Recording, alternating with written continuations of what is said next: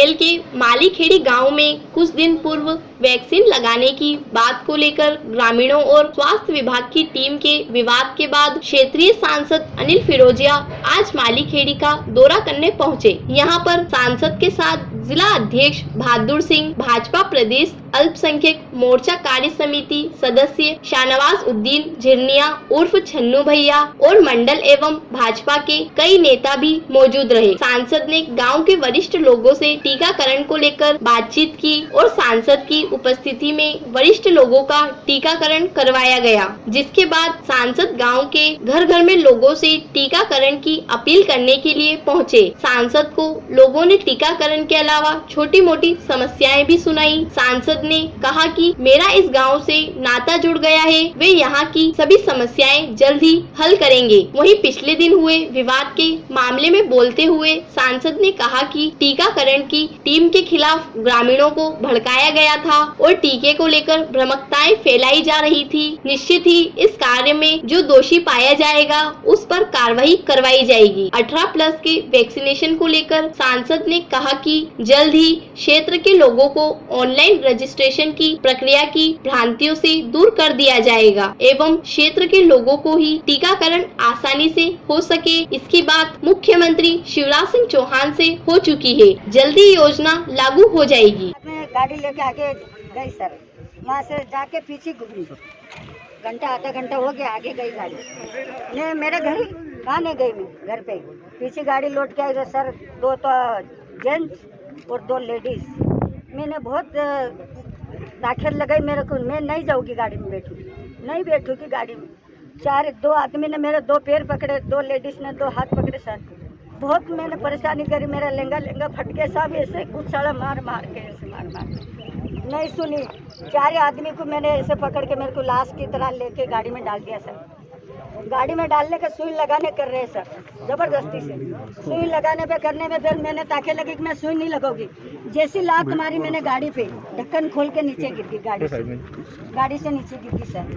मेरा कपड़ा फट गया तो मैं कपड़े बदलने को घर गई। जानकारी मिल गई है, आप ना देना, ये एसडीएम साहब बैठ के एसडीएम साहब ये जांच करें, मैं इनको जांच का आदेश दे। कोई नहीं थे, सब वही थे। ये नहीं थे, ये थे क्या सुनो,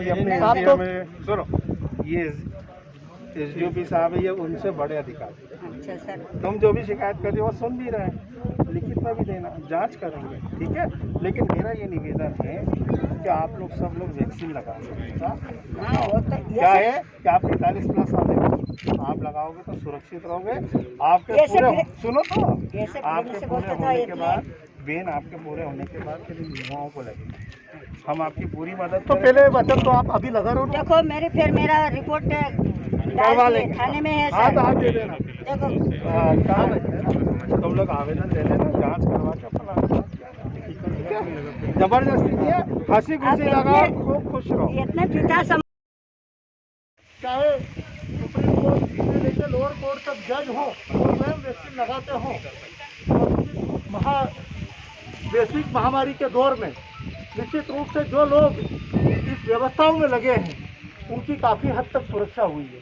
लेकिन हम लोग निश्चित रूप से आज नहीं लगाएंगे तो कल लगा लेंगे। और कभी कोई पहले भी बीमारी होती थी, कुमार के महीने में लोग 3-3 महीने तक बुखार में पड़े रहते थे। इधर जेठ आषाढ़ का बैसाख जेठ का महीना आता था, 2-2 महीने लोग बुखार में पड़े रहते थे, इलाज चलता था। और अगर कहीं किसी को बुखार आया और अगर उसमें से दुर्भाग्य से किसी बंधु को अगर 2 दिन 4 दिन पहले कोई वैक्सीन लग गई हो तो उसको बदनाम करने के लिए पूरा दोषारोपण वैक्सीन पे करने का लोगों ने काम किया होगा कि ये वैक्सीन लगाने के कारण उसको बुखार आया हो। निश्चित रूप से ये इतने बड़े लोग, इतने जो साइंटिस्ट, इतने बड़े लोग, वैज्ञानिक लोग जो सबसे पहले वैक्सीन लगा रहे हैं, इतनी बहनी जो हमारे अस्पताल के सारे डॉक्टर जो 24 घंटे पॉजिटिव मरीजों के इलाज में लगे रहते हैं, हमारा नर्सिंग स्टाफ पूरा उस इलाज में लगा रहता है, उनको वैक्सीन लगने के बाद आज वो सब लोग स्वस्थ हैं।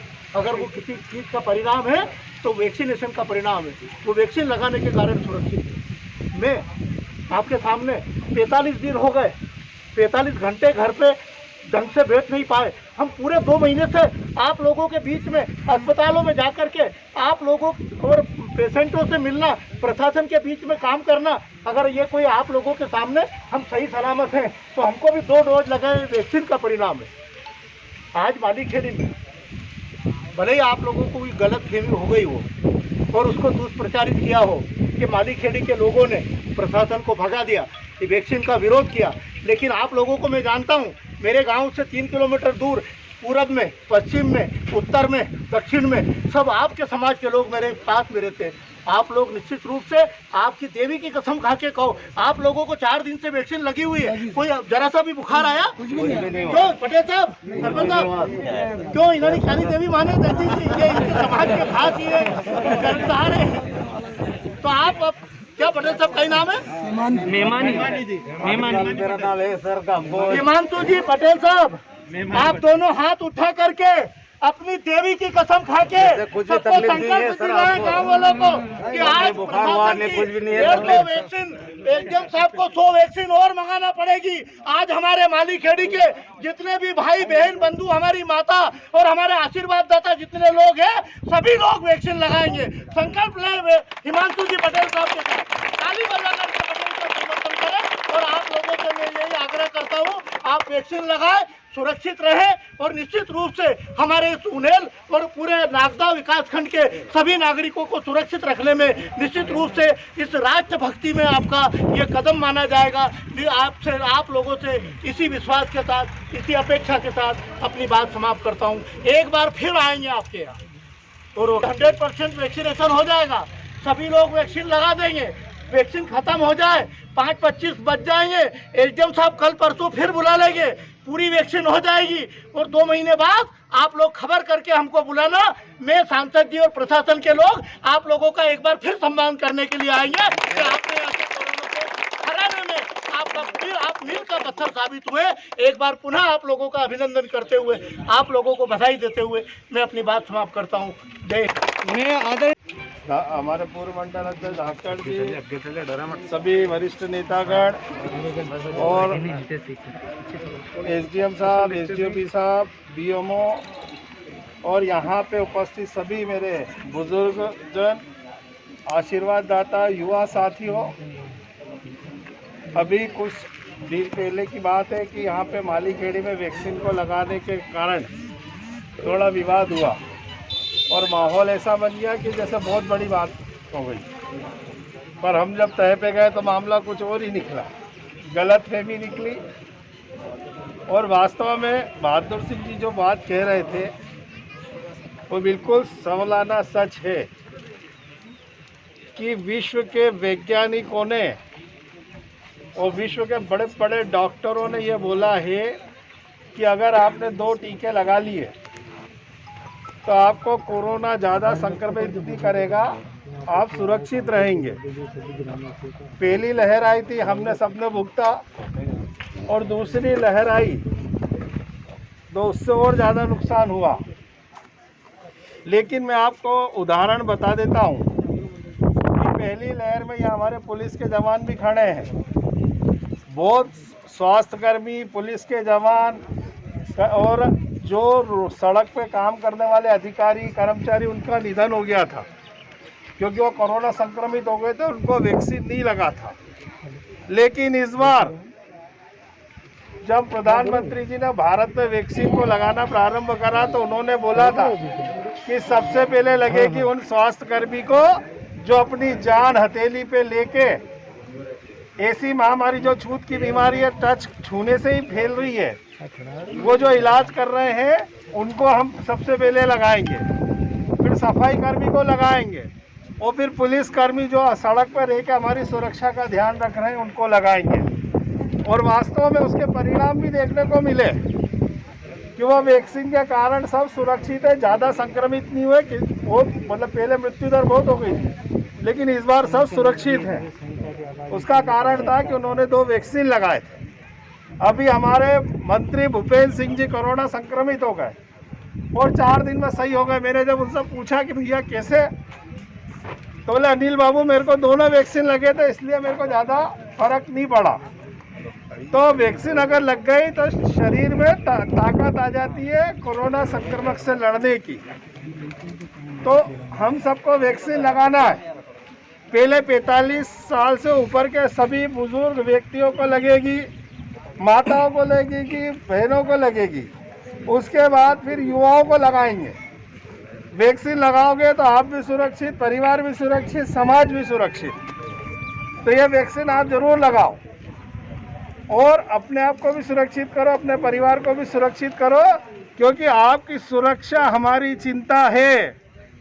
आप सब हमारे परिवार के ही लोग हो, इसलिए आज मैं आया हूँ खुद कि भैया चलो मैं निवेदन कर लेता हूँ सबसे हाथ जोड़ के कि सब वैक्सीन लगाओ। और मुझे यहाँ आके बहुत खुशी है कि हमारे बुजुर्ग, हमारे पटेल साहब, हमारे सब बुजुर्गों ने पहल करी और वैक्सीनेशन यहाँ पे चालू करवाया।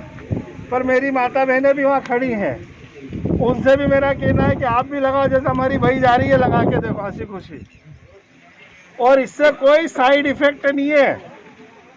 जो लोग चिल्ला रहे थे कि ये तो मोदी वैक्सीन है, मोदी वैक्सीन है, जब उनकी बारी आई तो सबसे पहले कूद के पहुंच गए वो कि हमारा ठोसी दो। उन्होंने लगवाई ली क्योंकि वह उनकी जान की है, बाकी लोगों का वह गलतफहमी भर रहा है।